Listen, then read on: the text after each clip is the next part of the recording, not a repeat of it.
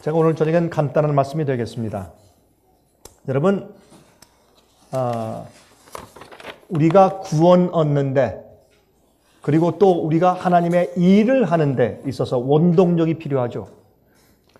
우리는 어떤 믿는 자들보다 더 큰 원동력이 필요한 백성들인데, 그 이유는 우리가 해야 할 일이 크고 많기 때문에 그렇습니다. 너무나 중요하기 때문에 그렇습니다. 복음 사업의 결론이 무엇이며 또 우린 어떤 타겟, 어떤 목표를 가지고 있는지가 분명한 것입니다. 여러분, 제가 이번에 우리 중국의 우리 직원들과 형제자매들, 전도인들을 만나서 제가 아주 여러 번 강조한 점도 그것입니다. 우리가 전쟁하는 목표물이 분명해야 된다. 내가 왜 이 진리를 전하는가? 내가 이 복음을 왜 전하는가? 내가 왜 이렇게 사업을 하는가? 내가 왜 이렇게 모든 것을 버리고 내가 정말 떠돌이 신세로 이곳저곳 전전하면서 내가 진리를 전하는 전도자가 되었느냐? 문서 전도인이 되었느냐? 그 이유가 분명해야 된다는 사실을 제가 많이 강조했습니다. 또 희생하고 우리 생명까지 바치는데 왜 그러한지, 내가 무엇 때문에 그렇게 하는 것인지가 분명해야 합니다. 여러분, 그래서 우리도 하나님의 일을 하는데, 우리가 하늘을 얻는데 우리를 그렇게 하게 만드는 원동력이 무엇이냐 말입니다. 무엇 때문에 그렇게 하느냐 말입니다. 무엇이 우리로 하여금 그렇게 하도록 만드냐 말입니다. 그렇죠?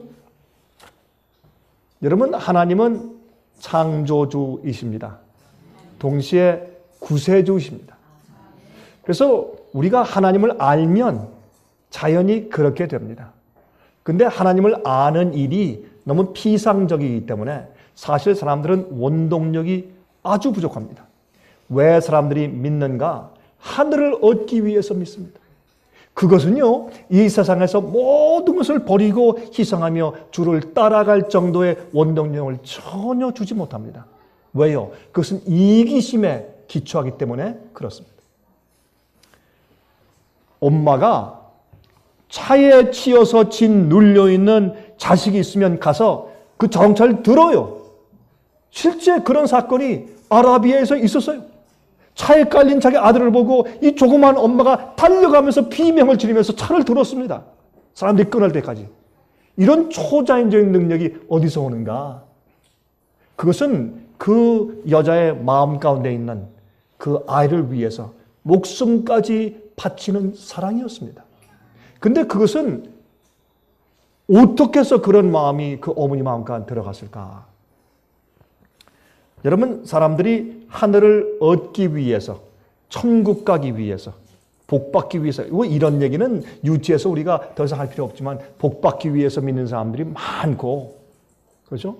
예수 믿으면 잘 된다 하니까 마치 주문을 외우듯이 기도하는 사람들이 많이 있고, 그거 말고 적어도 그래도 예수님을 통해서 영생을 얻으려고 하는 사람들이 이 세상에서 말씀대로 살고 순종하며 살려고 애쓰는 사람들이, 그리고 선교하려고 애쓰는 사람들의 원동력이 무엇이냐 하면 영원히 살기 위한 것입니다. 내가 이렇게 고통하고 이렇게 애를 썼는데 내가 하늘을 얻지 못하면 그처럼 원통한 일이 어디 있겠는가 해서 영생을 얻기 위해서 그렇게 합니다. 다시 말씀드리지만 그것은 마지막에 환난을 통과하게 하는 원동력, 원자폭탄 같은 원동력이 될 수가 없습니다. 그 정도의 열성을 가지고 있고 그 정도의 이유와 원동력을 가지고 있는 사람들은 앞으로 배반할 것이고 앞으로 타협하여 나갈 것이고 배도할 것입니다. 왜? 안 되기 때문에. 그보다 더 큰 전쟁이 여러분의 마음속에 있는 그 정도의 원동력과 동기보다 더 크고 놀라운 핍박과 마지막 큰 환란이, 개국 이래로 없던 환란이 몰려올 것이기 때문에 여러분들은 거기에 압도당해서 나가는 것입니다. 그 정도 가지고 안 되는 것입니다. 그래서 우리를 영생케 하고 우리를 이기게 하고 세상과 죄와 내 자신과 마귀를 이기게 하는 힘은 거기에 있지 않습니다. 나를 구원하기 위한 데 있지 않습니다. 하나님을 아는 데 있습니다. 여러분, 제가 지금 무슨 말을 하고 있는가? 여러분들이 이 진리는 또 생각하고 또 생각해서 마음속에 계속 우러나게 해야 하는 것입니다. 우리는 십자가를 자주 명상해야 합니다.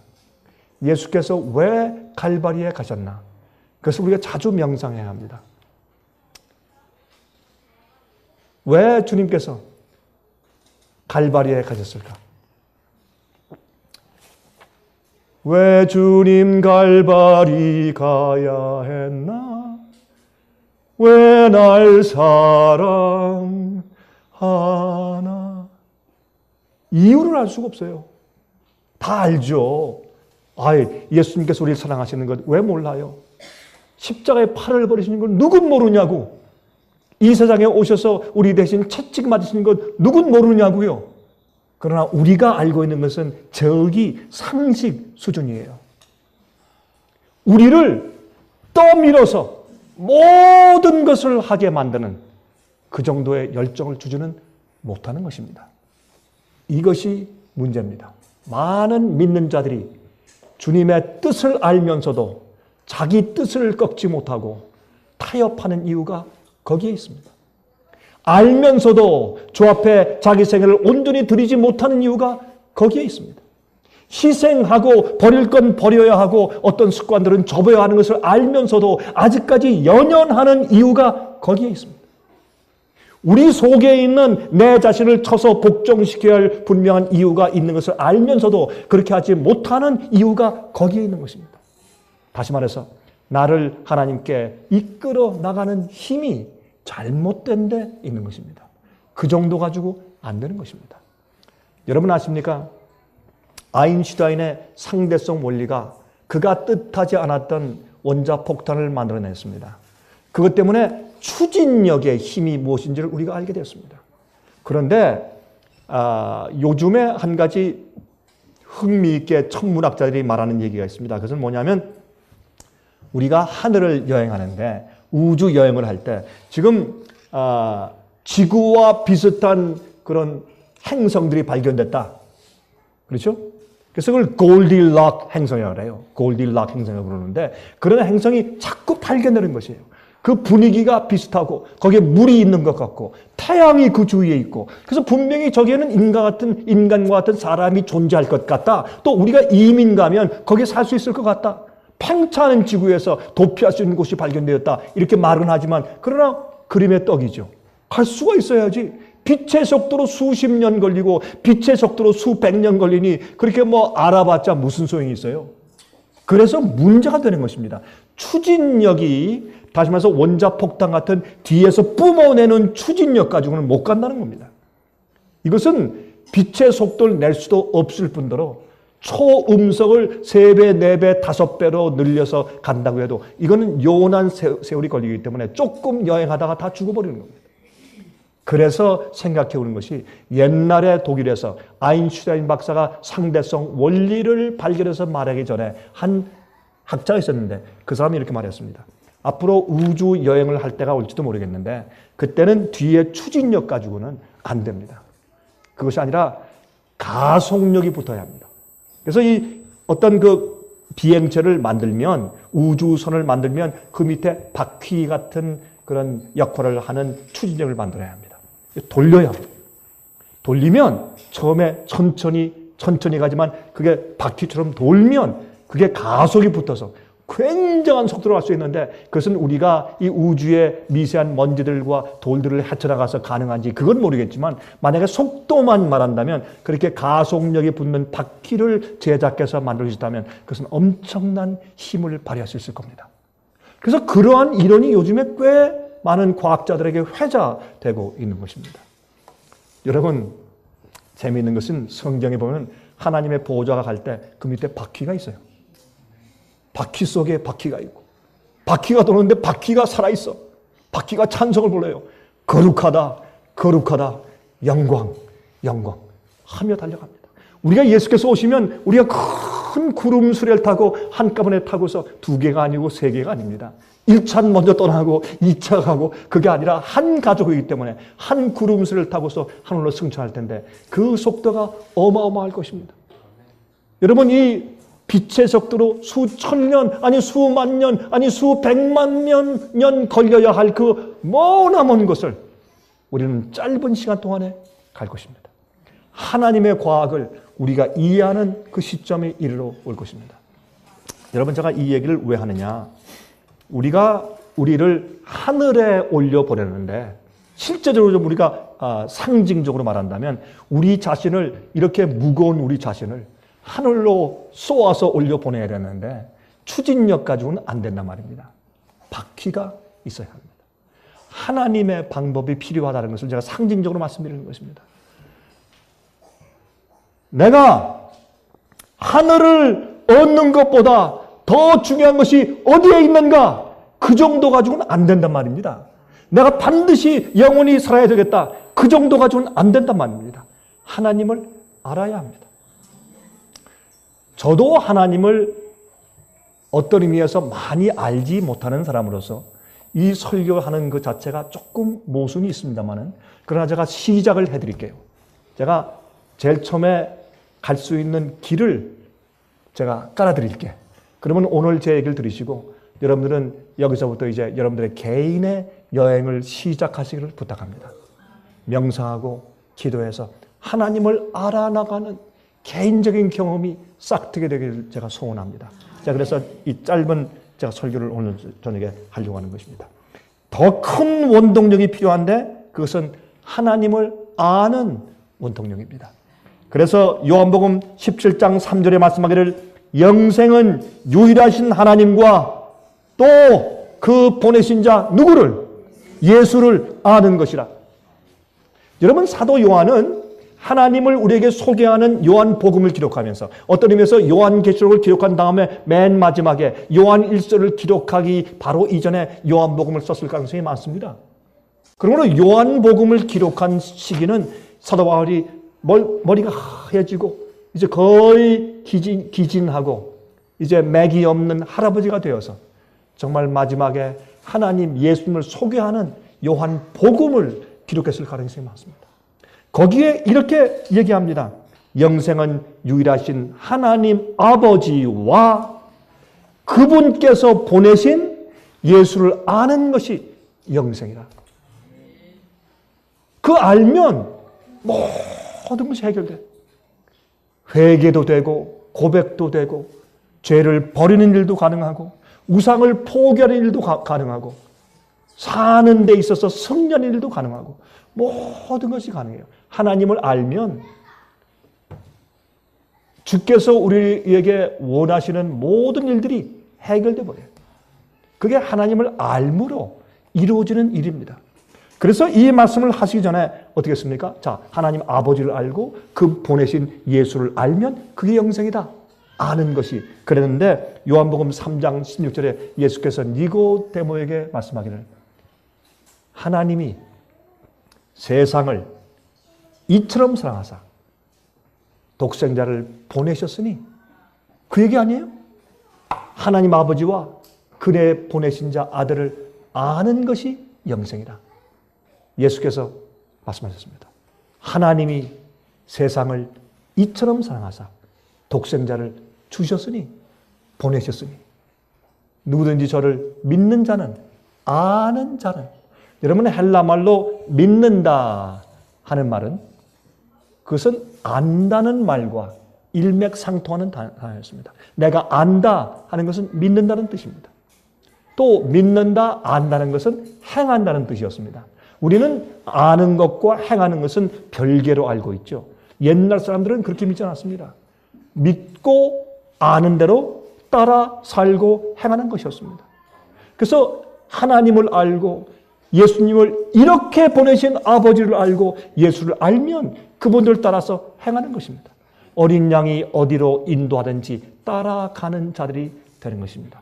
알면 알수록. 여러분 가끔 이런 얘기를 하시죠. 목사님 안 됩니다. 다른 건 다 되는데 요거는 안 됩니다. 너무나 힘듭니다.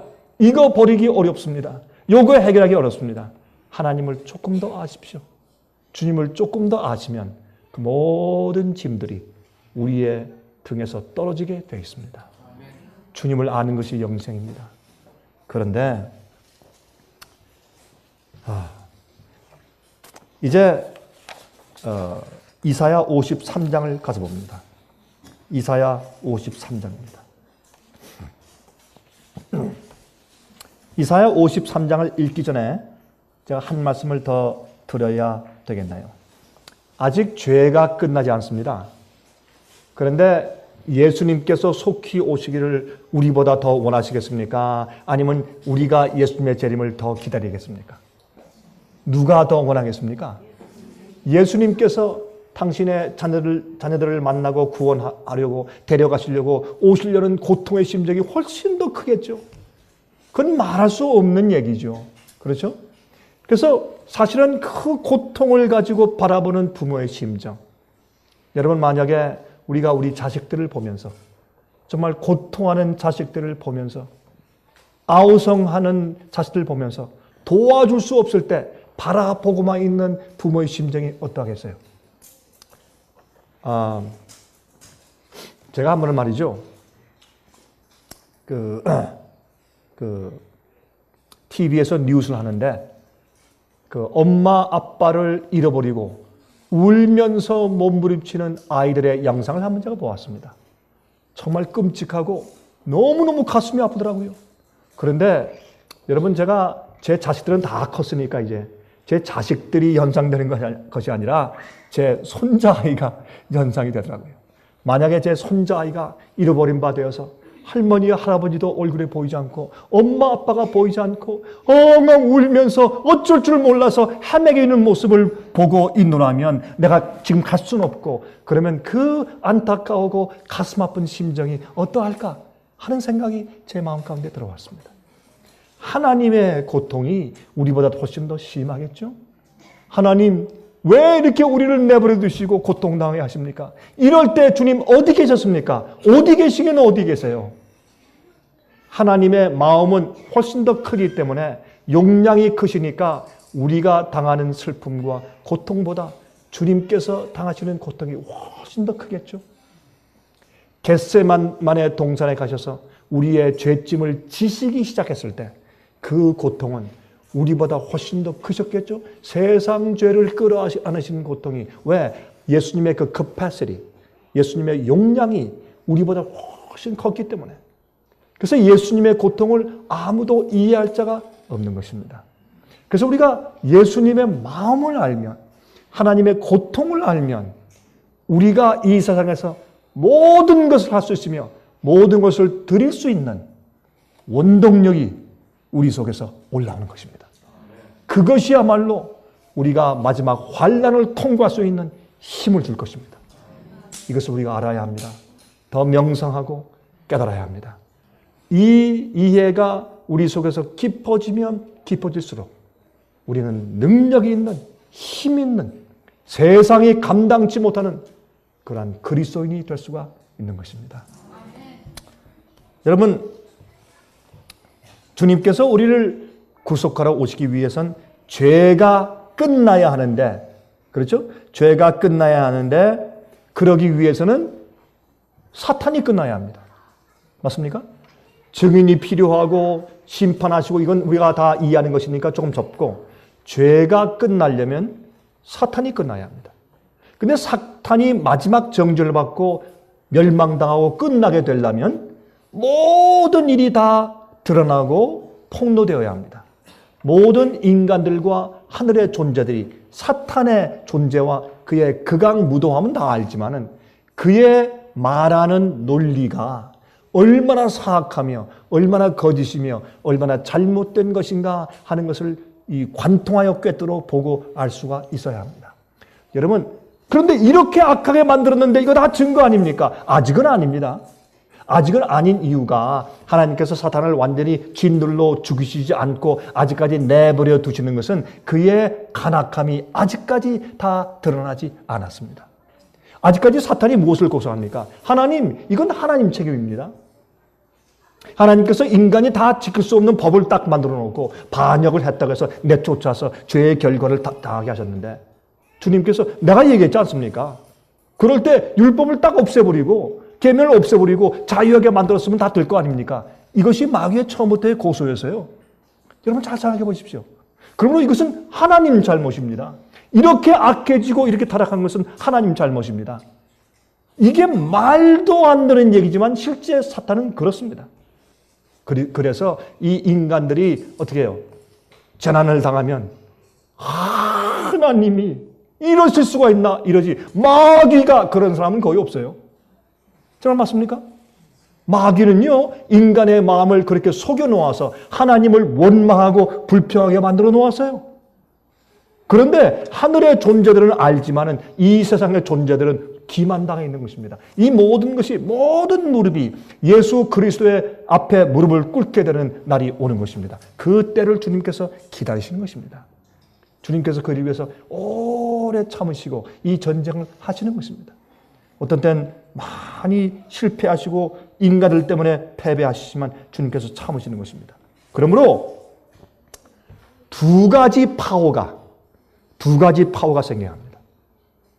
다시 말해서 사탄이 끝나야 합니다. 그래야 죄의 역사가 끝나잖아요. 사탄의 잘못이 완전히 입증되어야 합니다. 그러기 위해서 두 가지 파워가 충분하게 입증되어야 되는데, 하나님의 구속의 능력이 입증되어야 합니다. 두 번째, 사탄의 죄의 능력이 입증되어야 합니다. 사탄은 이렇게 말합니다. 인간은 본성적으로 절대로 죄를 다 이길 수가 없습니다. 그런 거로 주의 율법을 다 순종하라고 하는 것은 하나님의 독재지 우리 피조물들에게 불가능한 것입니다. 그것은 우리 모든 마음속의 동기와 생각까지도 다 포함하는 것이기 때문에 이런 것을 주 앞에 바치는 것은, 이거는 노예지, 이것은 불가능한 일입니다 하는 것이 마귀의 고소입니다. 여러분, 사실은 여기에서부터 시작된 전쟁이 이 세상에서 싸워지고 있는 것입니다. 눈에 보이는 전쟁이 아닙니다. 이것이 가장 중요한 전쟁입니다. 이럴 때 하나님께 예배드리고 경배하고 순종하고 주님을 따라가고 바치고 하는, 희생하고 하는 모든 것이 하나님을 알기 때문에, 아버지께서 보내주신 아들을 왜 보내셨는가? 아들이 와서 어떤 일을 하셨기에 우리가 구속되는가? 또 십자가의 능력이 도대체 무엇이기에, 갈바리의 그 보혈의 능력이 나를 이렇게 변화시키시는가? 내 속의 근본부터 바꿔놓고, 내 생각도 바꿔놓고, 나의 동기도 바꿔놓아서 내가 더 이상 나를 관여하지 않아요. 하나님이 중요해요. 하나님의 명예가 더 중요하고 하나님의 영광이 중요해요. 인간을 위해서 사랑하신, 그렇게 오래 참아오시고 그렇게 수모를 당하신 하나님의 명예를 회복하는 것이 더 중요해요. 여러분, 제가 어릴 때 저희 동네에 있는 한 아이를 제가 때렸습니다. 제가 어릴 때 골목대장이었으니까, 주먹이 셌으니까. 근데 한번 때렸는데 그 아버지가 말이죠, 그 아들을 데리고, 코피가 터진 아들을 데리고 저희 집에 찾아온 거예요. 촌정 눌렀습니다. 그때 일을 전 지금도 기억합니다. 근데 저는 무서워서 아버지와 좀 떨어져서 뒤에 이렇게 보고 있었고, 저희 아버님이 나가서 문을 열었습니다. 대문을 열었습니다. 그때 투박한 경상도 사투리로, 그것이 부산이었으니까, 그 온갖 상스러운 말이 다 나오죠. 당신이 저 아이의 애비요 하면서 이제 하는 그 상스러운 공격. 우리 아들을 이렇게 만들어 놓고 도대체 자식을 어떻게 교육시켰길래 이렇습니까? 제가 할 말이 없죠. 그때 저 때문에 제 질고를 대신 지고, 저의 잘못을 대신 다 지고 고개를 숙이면서, 예, 제 잘못입니다. 제가 잘못 교육시켜서 그렇습니다. 죄송합니다. 용서해 주십시오. 치료비는 저희가 대겠습니다. 참 잘못했습니다. 우리 아버지가 왜 그렇게 하셔야 되는데? 우리 아버지가 무슨 죄를 지셨길래? 우리 아버지가 저를 사랑하신 것밖에 아무 잘못이 없어요. 근데 저의 잘못으로 정말 이 빌면서 죄송하고 잘못했다고 고개를 90도 각도로 꺾는 저희 아버지를 보면서 제가 느낀 것이 있습니다. 하나님의 구속의 능력과 갈바리의 복음의 능력과 마귀의 죄의 능력이 지금 전쟁을 벌이고 있는데 하나님의 백성의 생애 속에서 그게 증명되어야 합니다. 그래서 로마서 5장을 보면 어떤 말씀 씁니까? 거기에 은혜가 왕노릇하고 죄가 왕노릇해요. 죄가 왕노릇하는 데서 은혜도 왕노릇해요. 더 풍성해. 더 많이 왕노릇해. 그렇게 설명하는 것이 복음을 설명하는 사도 바울의 이야기입니다. 죄가 많은 곳에 은혜가 더 풍성하다. 그거는 죄를 더 많이 져야 은혜가 더 많다. 그런 뜻이 아니에요. 사람들이 그런 말을 했기 때문에 그러므로 우리가 죄를 계속 지으려? 아니라 그럴 수 없느니라 라고 또 질문까지 했어요. 사도 바울이. 죄를 많이 지면 더 은혜를 받는데 또 이렇게 어떤 신학자들은 그렇게 설명을 해. 세상에 그렇게 신학 박사를 공부했으면서 그렇게까지밖에 이해가 안 되나? 그게 아니라 아무리 죄가 우리 속에서 왕노릇하며 힘이 있더라도 주님께서 베푸신 은혜가 내 속에서 더 풍성하고 크게 왕노릇하는 힘이 있다라는 것을 설명하시는 것이죠. 그게 로마서 5장 이야기죠. 그런데 로마서 5장에 있어서 첫 부분에 포인트가 있습니다. 무슨 포인트를 말씀하시냐? 하나님께서 성신을 우리 마음 가운데 부어주셨어요. 우리가 죄인 되었을 때 우리를 사랑하신 하나님께서 성령을 우리 마음에 부어주셨어요. 하나님의 사랑을 깨닫게 하셨어요. 그 장면을 기록하세요. 그래서 우리 속에 뭐가 생겼느냐? 은혜가 생겼어요. 그게 은혜예요. 하나님을 알므로 생기는 것이 은혜예요. 우리가 하나님을 알므로 알므로 주 앞에 나가지 않으면 성령의 은혜가 우리 마음 가운데 작용하지가 않아요. 자, 이제 우리 이 말씀을 좀 펴봅시다. 이사야 53장입니다. 여기서 제가 한 절만 제가 줄여서 읽도록 하겠습니다. 5절입니다. 5절에. 여러분이 이사야 53장 5절은 너무나 많은 말씀이 이 속에 함축되어 있기 때문에 이 이사야 53장 5절 한 절은 너무너무 풍성한 절이에요. 이 한 절을 가지고 우리가 설교하기가 너무너무 힘든 절이에요. 저는 이 한 절을 제가 다룰 수가 없어요. 너무 크기 때문에 여기에서 내포하고 있는 그 의미가 너무너무 깊고 크기 때문에 저는 이 한 절을 가지고 설교하기가 두려워요. 한번 읽어봅시다. 정말 그런지 안 그런지 한번 읽어봅시다. 그가 찔림은 우리의 허물을 인하며. 예수님이 찔리셨다? 가시관에 찔리셨어. 그것이 왜 내 허물을 인함이에요? 왜 내 허물과 죄 때문에 주님이 찔리셨냐고? 내 죄가 찔렀어요? 정말 그래요? 한번 생각을 해보세요. 그가 상함은 우리의 죄악을 인함이라. 주께서 상함은 해를 받으시면 우리의 죄악을 인함이라. 그가 징계를 받음으로 우리가 평화를 누리고, 예수님이 채찍에 맞으시고 징계를 받으시고 빌라데 법정에 서시고 가야바 법정에 서시고 헤롯의 왕궁에서 조롱당하시고 이런 징계를 받으심으로 우리가 평화를 누리고. 정말 그래요? 왜요? 그 이유가 뭔데? 예? 왜 주님이 상하셨는데, 주님이 징계를 받으셨는데 우리 마음에 평화가 왜 생길까? 그가 채찍에 맞음으로 우리가 나음을 입었더라. 예수님이 채찍에 맞으면 우리도 상해야 할 텐데 우린 상처가 나아버려요. 건강해져요. 회복돼요. 우리는 이렇게 말을 합니다. 여러분, 이런 부분들을 한번 생각해 보세요. 마음에 평안이 들어올 때, 주님이 상하셨기 때문에 내 마음에 평안이 있다. 이렇게 느끼는 자들은 별로 없습니다. 주님이 내 죄를 용서하시고 구원하셨으니까 내 마음에 강수 같은 평화가 들어오고. 근데 그것이 주님이 상하시고 채찍에 맞으시고 징계를 받으시고 고난과 질고를 당하셨기 때문에 우리 마음 가운데 평안이 들어왔어요. 그걸 우리가 알아야 돼요.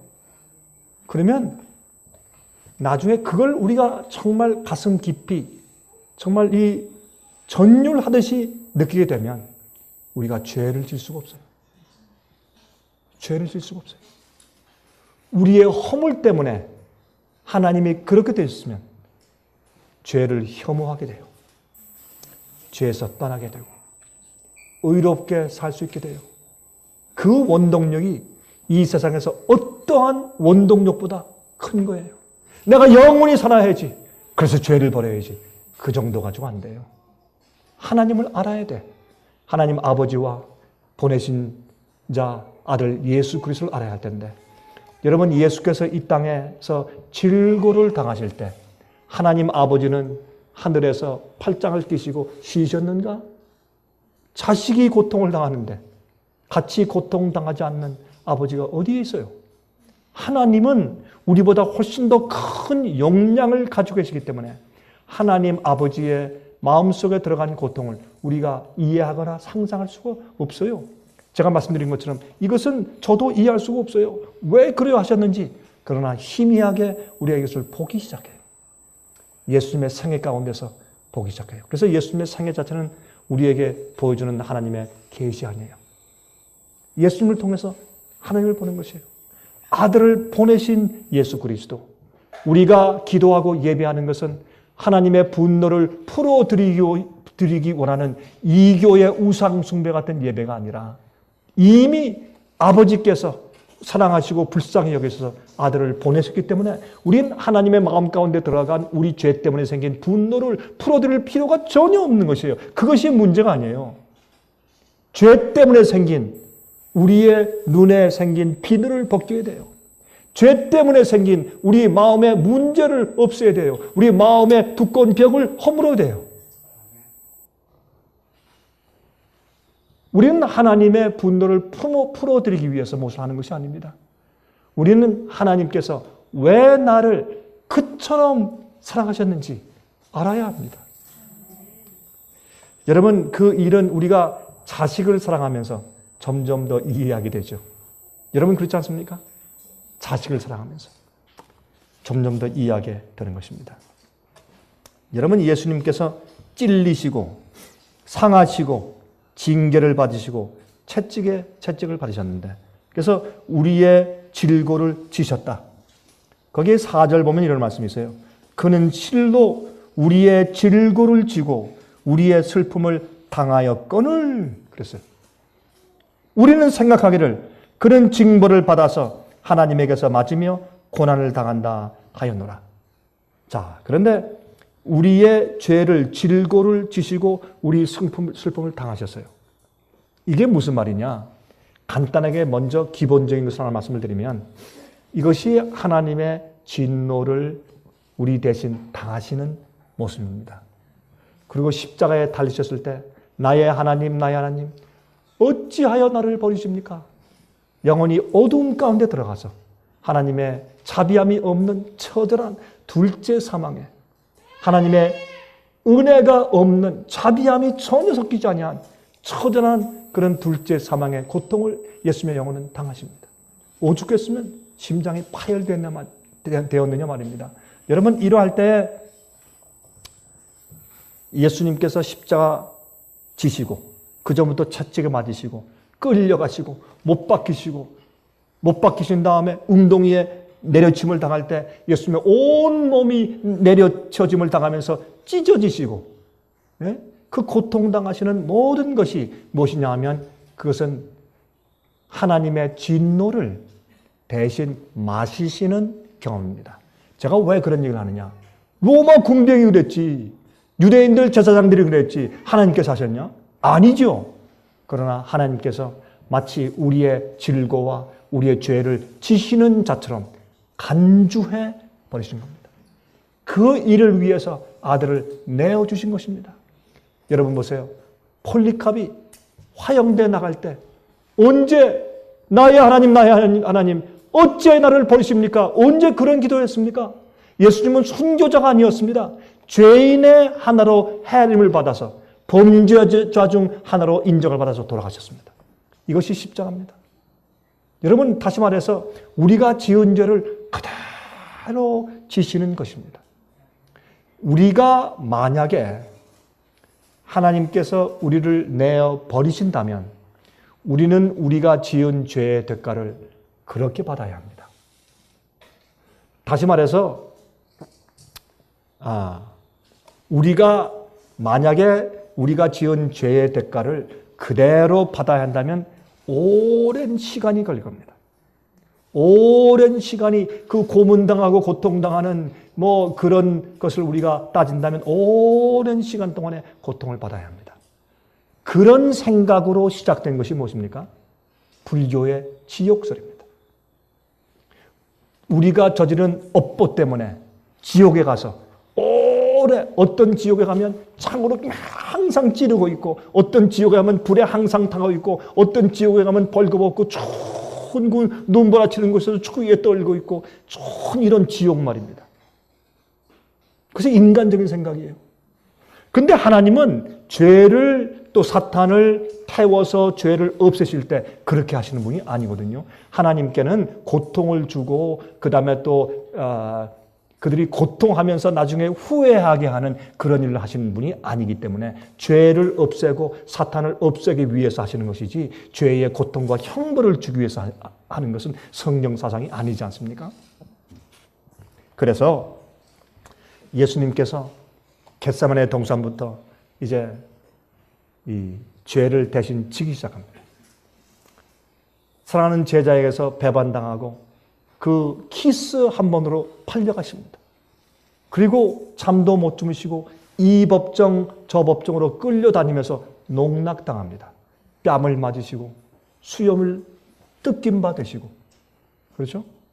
그 다음에 머리에 가시관을 푹 눌러 쓴 다음에 거기에 홍포를 입고 왕을 상징하는 이 셉터를 상징하는 갈대 지팡이를 손에 들리게 해서 사람들이 그 앞에서 깔깔거리며 조롱하게 하고 또 그렇게 하다가 예수님의 가시관을 때려서 더 아프게 만들고 하는 이런 모든 과정이 죄를 지시는 과정이에요. 여러분 어느 순교자와 어느 의인들이 그런 고통을 당했습니까? 물론 과거에 종교 재판을 통해서 그런 고통을 당한 자들이 있었습니다. 그러나 여러분 아셔야 합니다. 하나님께서 그들을 보호하셨을 것입니다.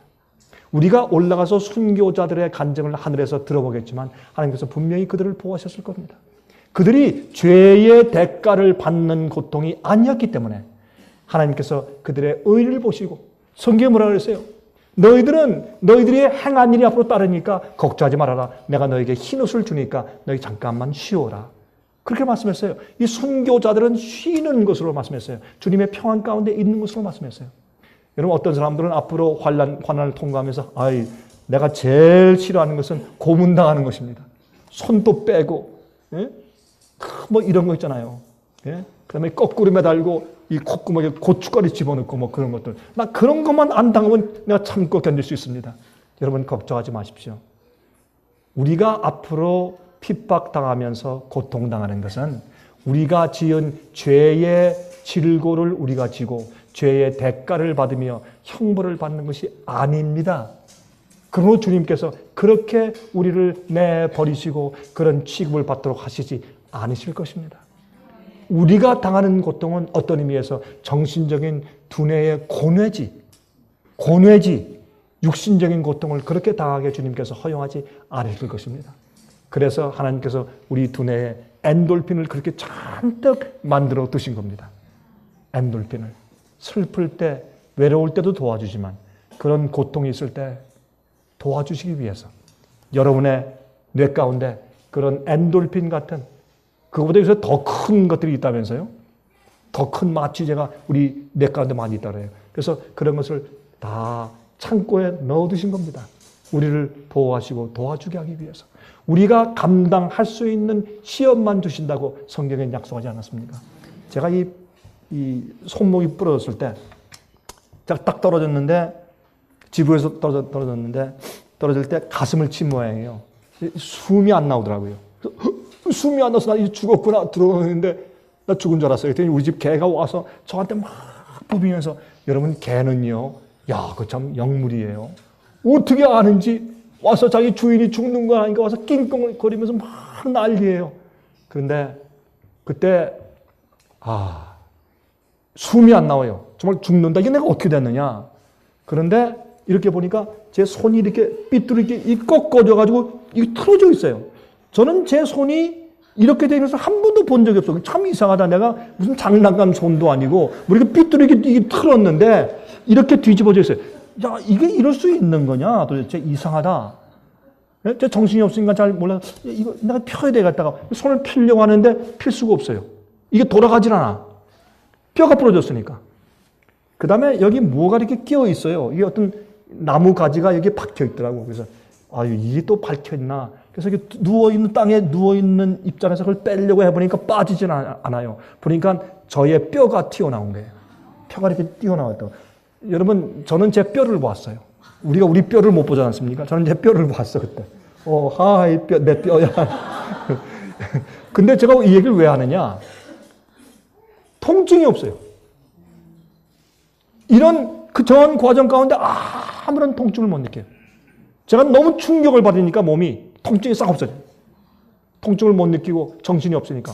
그렇게 하고 있다가 나중에 피가 나니까 피가 쫙 그러면서 우리 집사람이 여보 하고 돌려오고 119 전화해 이런 소리가 딱 들리니까 그 다음부터 아프기 시작한데 우와 갑자기 정신이 나면서 세상에 고통이 오는데 전 그런 고통을 느낀 적이 없어요.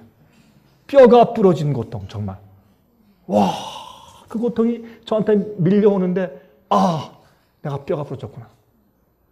그 다음부터 아무도 저를 만지면 안 돼요. 너무 고통이 세서. 여러분 금방 앰뷸런스가 와가지고 사람들이 와서 저를 만지려고 할 때 Don't touch me, please. 만지지 마시오. 난 너무 아픕니다. 그러니까 그 사람이 와서 몰핀 주사를 놓더라고요. 여기에 몰핀 주사를 쭉 놓으니까 그다음부터 약간 좀 편안해져요. 저를 이제 안고서 거기에 단가 싣고서 이제 병원으로 저를 옮겼습니다. 여러분, 우리의 이 몸 가운데는 신비한 능력들이 있어요. 그런데 예수님께서 우리의 죄를 대신 지실 때 엔돌핀이 작용하지 않았습니다. 그 고통을 그대로 졌습니다. 우리의 질골 지실 때 우리의 고통을 다 지셨고 마치 우리의 죄 하나하나를 당신 자신이 범하신 것 같은 죄책감을 그대로 다 떠안으셨습니다. 그게 예수님의 고통이었습니다. 그러면 여기 예수님께서 징계를 받으심으로 우리가 평화를 누리고 알아야 평화를 누리죠. 모르는데 무슨 놈의 평화가 있느냐고. 깨닫고 알아야 주님이 나를 위해서 징계받으신 것을 깨닫고 어린 양을 바라보아야, 여러분 영어에 Behold the Lamb, 어린 양을 바라보아야 그것 때문에 깨닫고 평화가 생긴다 그 말이에요. 네? 그리고 또 그의 찔림은 우리의 허물을 인함이요 그의 상함은 우리의 죄악을 인함이라. 그가 징계를 받음으로 그래서 우리가 평화를 누리는 것이에요. 깨닫고 알기 때문에 하나님이 날 위해서 어떤 입장에 가셨는가 하는 것을 내가 깨닫고 알기 때문에. 저는 어릴 때요 아니면 젊을 때 제 마음 가운데 항상 있던 의문이 있었어요. 어떻게 제3자가 나 아닌 다른 자가 내 죄를 대신 지느냐? 이건 이치에 맞지 않는다. 죄의 대가는 내가 져야지. 내가 잘못한 건 내가 책임져야지. 왜 다른 제3자가 내 죄를 대신 책임지고 질 수 있느냐? 그것은 좀 이건 이치에 맞지 않는다. 그렇게 생각을 한 나머지 예수님의 십자가에서 나를 대속하신 그 진리가 제게 그렇게 아주 실제적으로 제 마음에 와서 닿지를 않더라고요. 이건 하나의 상징이지 실제로 주님이 그렇게 하신 건 아니니까. 그렇게 여겨주신 것이니까. 그런데 예수님이 겟세마네 동산에서부터 십자가에서 다 이루었다. 내 영혼을 당신께 의탁합니다 하고 고개를 탁 떨구시고 돌아가실 때까지. 예수님이 십자가에서 고개를 떨구실 때 그냥 서서히 내가 목마르다, 내가 아프다, 서서히 예수님께서 운명하시니라. 안 그랬어요. 성경을 읽어보세요. 예수께서 갑자기 고개를 떨구시고 운명하시니라. 갑작스럽게 돌아가셨어요. 그 심장이 터진 증거예요. 여러분, 로마 군병이 옆구리를 찔렀을 때 거기에 피와 혈청이, 물이 흘렀어요. 다시 말해서 우리 인간의 죄를, 허물을 대신 지심으로 예수님의 심장이 터졌어요. 터져서 그 피가 예수님의 가슴에, 폐에 가득 찼어요. 그게 좀 시간이 지났어요. 그러니까 혈청과 혈구가 붉은색과 맑은 물이 갈라졌어요. 제가 옛날에 이 군대 가기 전에 제가 서울대학병원 블러드뱅크 혈액은행에서 조금 제가 수료를 한 경험이 있어요. 제가 그것을 보았어요. 이렇게 보면 여러분 이 사람에게 피를 뽑은 다음에 그 혈액을 보관하지 않습니까? 조금만 보관하면 참 재미있는 것은 물과 피가 나눠져요. 빨간 혈청이 위에 탁 뜨고 빨간 혈구가 밑에 딱 가라앉아서 참 보기가 어떤 의미에서 재밌어요. 예수님의 이 가슴에 터져서 고여있던 그 피에서 혈청과 혈구가 나뉘어져 있었어요.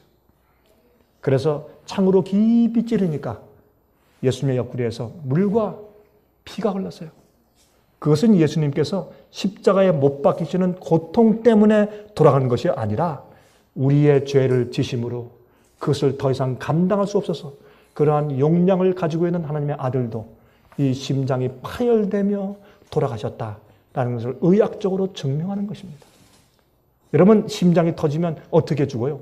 갑자기 즉사하는 것이에요. 예수님은 즉사하신 것이지 십자가의 형들의 고통으로 오래 그것 때문에 죽어가신 것이 아닙니다. 예수님의 죽음은 우리 죄 때문에 당하신 즉사입니다. 견디지 못해서 심장이 파열돼 버린 것입니다. 그것을 우리가 정말 알고 나면 우리 마음속에 예수님이 하나님이 세상을 이처럼 사랑하사 독생자를 보내서 우리를 속죄하기 위해서 대신 그런 우리의 죄의 결과를 받으신 경험으로 내어 준 바 되었구나 하는 것을 우리가 이해할 때 드디어 우리가 감사하게 되고 우리 마음에 평안이 생기고 용서가 생기는 것이에요. 저는 그 사실을 이해한 다음에 제 마음 가운데 용서가 실제가 되었습니다. 하나님이 나를 용서하시는 일이 무엇인지를 내가 알게 되었습니다. 나의 구원과 예수님의 죽음과 바꾸시는 것이 무엇인지를 이해했습니다. 여러분, 예수님은 그렇게 하실 필요가 없었습니다. 하늘에서 평안히 계시면 됩니다. 뭐 그렇게 고생을 하십니까? 그렇게 하실 필요가 없었어요. 그러나 우리 주님은 우리를 위해서 그 길을 가셨습니다. 골고다의 길을 걸으셨습니다. 그것은 무엇을 의미하는가? 우리를 구원할 수만 있다면, 우리를 회복할 수 있다면 예수님은 하나님 되기를 접고 인간이 돼서 내려왔어요. 이제는 그뿐만 아니라 우리를 구원해서 우리를 가운데 어느 정도라도 구원해서 다시 낙원으로 돌이킬 수만 있다면 예수님께서는 인간으로 살아가는 그 삶도 포기하실 준비가 되어 있었어요. 예수님은 하나님으로 돌아가신 것이 아니라 인간이 되신 몸으로 돌아가신 것입니다. 다시 말해서 예수님은 하나님이 되기를 그치신 것뿐만 아니라 인간이 되어서 살기도 주님께서 포기하실 때까지 나는 이 우주에 더 이상 존재하지 않아도 좋다. 여러분 이해가 되세요? 여호와 하나님이? 이건 이해가 안 되는 부분이에요. 저도 생각을 많이 한 사람인데 잘 이해가 안 돼요. 어떻게 하나님이 존재하시길 그치나 존재하기를 그칠 수 없으니까 하나님이지. 그런데 여러분 보세요. 이렇게 생각해 봅시다. 하나님이 우리 죄를 용서하신다. 우리 죄를 영원히 기억지 않으시고 잊어버리신다. 그게 어떻게 가능하냐고. 하나님은 영원히 모든 걸 알고 기억하시는 분인데 왜 하나님께서 그렇게 하기로 선택하셨으니까 잊어버리시는 거예요. 다시 더 이상 기억지 않으시는 것이에요. 하나님은 그렇게 선택할 권한이 있으세요. 하나님은 죽을 고난도 있으세요. 그러니까 하나님이지. 이 부분은 참 어렵습니다. 옛날 영지주의자들은 말이죠. 하나님이 고통을 받을 수 없다. 하나님이 십자가에 와서 고통을 당했다. 이건 신이 아니고 하나의 인간 예수였다. 그렇게 말한 것입니다. 아닙니다. 성경은 말하기를 하나님이 세상을 이처럼 사랑하사 독생자를 주셨으니 그 질고를 지도록 내어주셨으니 그렇게 선포하고 있습니다. 그 하나님께서 우리를 대신하여서 인간으로서 죽어서 호흡이 없어지고 영원히 땅속에 묻히는 한이 있더라도 내가 이들을 사랑한다. 우리를 끝까지 사랑하신 겁니다. 그걸 우리가 이해할 때 죄를 지는 것은 실제로 내가 그 죄를 진 것처럼 그 죄의 대가를 받는데 그것은 받는 죄 책감입니다. 우리가 죄를 진 다음에 가슴이 떨리고 심판이 무섭고 죄책감이 생기고 식은땀이 나고 떨리고 하는 것처럼 예수님 당신 자신이 죄를 직접 지신 것처럼 그런 느낌을 느끼신 겁니다. 그것이 속죄요. 그것이 실제로 우리 죄를 지시는 경험이었습니다. 그래서 주님은 주님의 찔림은 우리의 허물을 인하며 그가 상함은 우리의 죄악을 인함이라. 그가 징계를 받음으로 우리가 평화를 누리고 그가 채찍에 맞음으로 우리가 나음을 입었도다. 내가 한 짓들이 예수께서 하신 일들로 실제로 전가되었기 때문에 하나님께서 그러한 것으로 인정을 하시는데 그저 그렇게 하자라고 눈 감고 아웅하신 것이 아니라 죄를 없애고 용서하기 위해서는 죄의 대가가 반드시 필요하니까 그래서 그 죄의 모든 대가를 당신의 아들에게 얹어 버리신 것입니다. 그것이 하나님 아버지의 사랑입니다. 우리가 다 이해할 수 없습니다. 여러분이시여, 이것을 우리가 알 때에 우리 속에서 올라오는 원동력이 있는데 그것은 내가 하나님을 위해서 못할 것이 없는 것입니다. 주님을 위해서 해드리지 못할 것이 없고 주님을 위해서 내가 포기하지 못할 것이 없는 것입니다.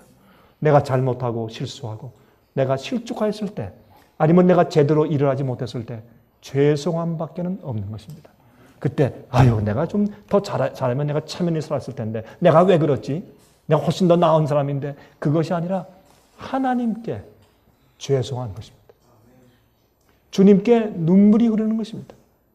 우리 가슴이 메어지고 그것을 우리가 회개라고 합니다. 죄 자체에 대한 슬픔이라고 합니다. 얼마나 많은 사람들이 회개할 때 후회의 눈물을 흘립니까? 아닙니다. 하나님을 알 때 우리 마음속에 진정한 내가 영원히 살아야지 하는 그 정도 가지고 안 됩니다. 하나님을 알 때 우리가 주님을 향한 놀라운 원동력의 원자폭탄 같은 그런 파워가 우리 속에 생기는 것입니다. 이제 제가 끝내야 되겠죠? 시간이 지났습니다. 여러분들이시여, 제가 오늘은 이 말씀의 시작에 불과합니다. 하나님의 고통을 이야기했습니다. 하나님이 우리를 대신해서 당하신 고통이 어떤 고통이었는가 조금 서론을 했을 뿐입니다. 여러분, 이것을 토대로 해서 여러분 개인적으로 하나님을 아시기 바랍니다. 영생은 하나님 아버지와 유일하신 하나님과 그의 보내신 자 아들 예수를 아는 것이라. 여러분, 이 경험이 개인적으로 알아질 때 우리는 세상을 이기는 믿음을 갖게 됩니다. 앞으로 큰 환난을 승리하는 믿음을 갖게 될 것입니다. 그래서 마지막에 14만 4천을 향해서 24 장로 가운데 한 사람이 요한에게 물었습니다. 이들이 이 흰 옷 입은 자들이 누구며 어디서 왔느냐? 나는 모릅니다. 당신께서 아십니다. 이들은 큰 환난에서 나오는 자들인데 그 다음에 무슨 말씀이세요? 이들은 그의 옷을 어린 양의 피로 씻었느니라. 그게 포함되어 있어요. 예? 그들은 큰 환난에서 나오는데 왜 큰 환난에서 나오냐고. 그 이유가 그 뒤에 설명되어 있어요. 그들이 그들의 죄를, 더러운 옷을 어린 양의 보혈의 피로 씻었기 때문에. 이것이 우리의 원동력이에요. 이게 복음의 능력이에요. 여러분 안 된다고 생각하세요? 어떤 일을 힘드세요? 굴복하고 희생하기가 어려우세요? 이것을 생각하세요. 예수님을 알면, 주님의 십자가의 고난을 알면 이게 해결되어 버립니다. 여러분 보세요. 세상의 오늘날 교회들에서 가르치는 복음은 이 사실을 몰라요. 이 복음의 참 의미를, 예수님께서 우리 죄를 지신 것이 무슨 뜻이며 어떻게 지셨는지, 왜 예수님이 우리 죄를 지시고 고난당하시고 징계를 받으심으로 내가 평화를 누리고 주님께서 채찍에 맞으심으로 내가 왜 낫고 회복되었는지를 가르치질 않아요. 그래서 여러분 예수님의 십자가에 대한 영화를 보면 거기는 어떻게만 되어 있어요? 예수님이 처참하게 매를 맞고 피가 낭자하고 그것만 보여줘. 예수님의 십자가의 고통은 육체적인 고통이 아니었습니다. 우리 죄를 지는 영혼의 고통이었습니다. 예수님의 영혼이 죽음에 당신의 영혼을 내줘버린 겁니다. 우리의 죄를 대신 지시기 때문에. 하나님이 되시기를 그쳤고 이젠 인간으로 사시기조차도 그칠 각오로. 왜요? 예수님께서 십자가에 달려 계실 때는 여호와 하나님으로 달려 계신 것이 아니라 인간이 되신 몸으로 달려 계셨기 때문에 예수님이 죽으신 다음에 부활하실지에 대한 것이 어떤 의미에서 예수님의 마음 가운데 미지수였습니다. 이렇게 인간의 죄를 지고 깜깜한 이런 암흑적인 이런 기가 막힌 수렁에서 지금 죽어가고 있는데, 죄의 대가를 그대로 경험하고 있는데 예수님 무슨 소망의 빛이 있었겠어요? 그때 하나님, 내가 이렇게 죽어도 좋습니다. 내가 이 사람들을 끝까지 사랑합니다. 아버지, 저들을 용서해 주십시오. 저들이 하는 것을 몰라서 그렇습니다. 이 사랑의 용량을 우리가 어떻게 이해해야 합니까? 그러므로 우리 사랑하는 여러분들이시여, 이제 앞으로 어려운 위기가 오기 전에 주님을 생각하십시오. 개인적으로. 그래서 모든 것을 이기고 세상을 승리하는 믿음을 키우게 되시기를 간절히 바랍니다. 자비하신 하늘에 계신 우리 아버지시여, 주님의 은혜를 감사합니다. 우리가 어떻게 해야 하나님 아버지와 보내신 자 예수 그리스도를 정말 알 수 있습니까? 우리가 그것을 정말 깊이 알게 될 때 우리는 다른 사람이 될 것입니다. 우리의 용서가 정말 실제적인 것이 될 것이고 우리의 변화가 정말 실제적인 것이 될 것이며 우리의 용기와 믿음이 세상을 이기는 믿음이 될 것입니다. 하나님, 이제 개국 이래로 없던 환난이 닥쳐옵니다. 주님은 십자가의 능력을 보이시고 마귀는 죄의 능력을 보일 것입니다. 그때 은혜가 얼마나 더 큰 것이 우주 앞에 증명될 것입니다. 성도들의 생애를 통해서 증명될 것입니다. 주님이시여, 저희를 그 증인들 삼아 주시옵소서. 먼저 저희를 변화시키시고 또 깨닫게 하심으로 하나님의 구속의 권능을 저희를 통해서 현시해 주시옵소서. 아버지시여, 약한 자들을 도우시고 떨리는 무릎을 굳세게 해주셔서 주님의 참된 증인되게 하시옵소서. 우리를 구원하신 예수 그리스도의 귀하신 이름으로 간절하게 기도합니다.